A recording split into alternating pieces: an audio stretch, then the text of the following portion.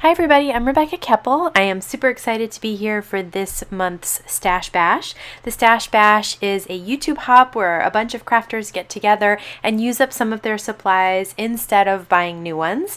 This month, the supply is Flair, and we are counting lots of things as Flair.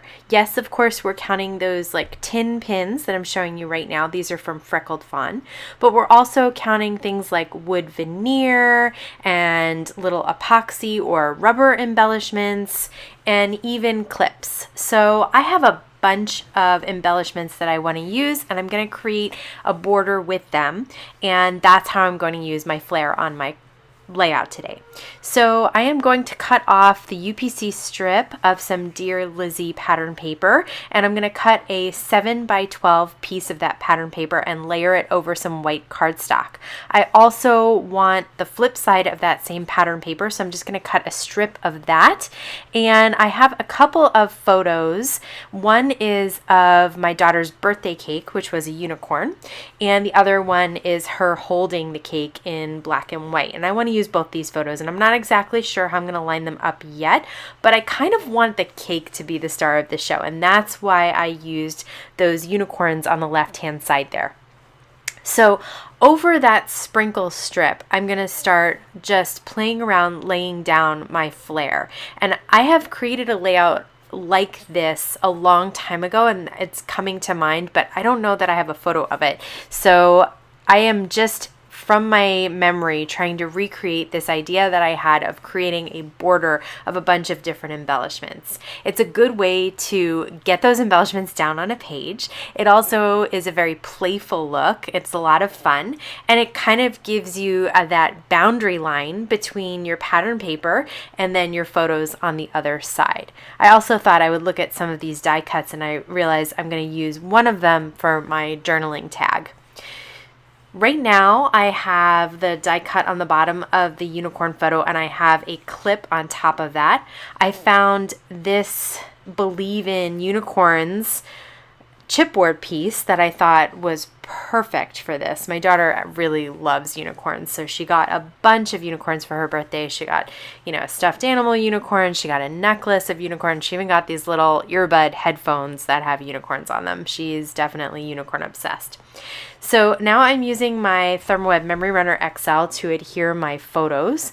I did want to pop up this Today little die cut here, and I love how it's kind of raised, like it's shooting out from the bottom of the photo. So I really lined it up with that bottom of that photo. I'm going to flip over my large piece of pattern paper and again use the Thermoweb Memory Runner XL, which is my favorite tape runner. I am going to lay that strip right down onto the pattern paper. I was going to have it to the right of the pattern paper, but I didn't have enough room for that huge title. So I ended up shifting it over a little bit and laying it over that unicorn pattern paper. And I am reorganizing a little bit with my Flair. At first I thought maybe I will have a gap where that I Believe in Unicorns is, and then I decided I didn't like the way that looked. I didn't want a huge amount of spacing in between them. I really did kind of want to break up the left-hand side from the right-hand side, and I kind of like the way that looks. I think it sort of reminds me of a magazine spread where you have something on the left-hand side, and then usually it's like a photo or a large photo on the left-hand side and then type on the right-hand side. So that's what I'm thinking of as well. To adhere all these embellishments down, I am going to use Thermoweb Zots. I like these because they're not liquid adhesive, so there's no drying time.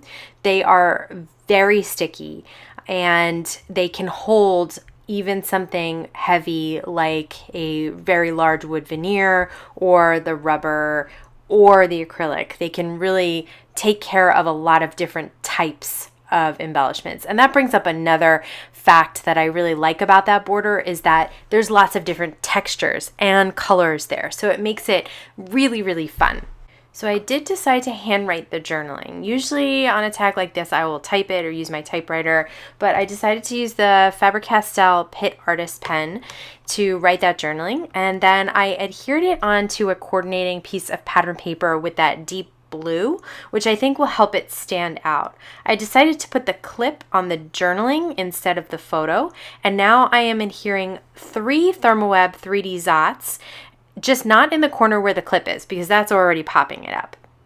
And that is really starting to complete my layout. I did add a few extra little chipboard stickers here and there, but really, how fast is that? I mean, if you just have a bunch of embellishments hanging out on your desk and you really want to get them down, I recommend looking at just a large piece of pattern paper on the left, a nice border down the middle, and then your photos on the right-hand side. I think it's a lot of fun, super easy, and you get lots of dimension and color on your layout as well.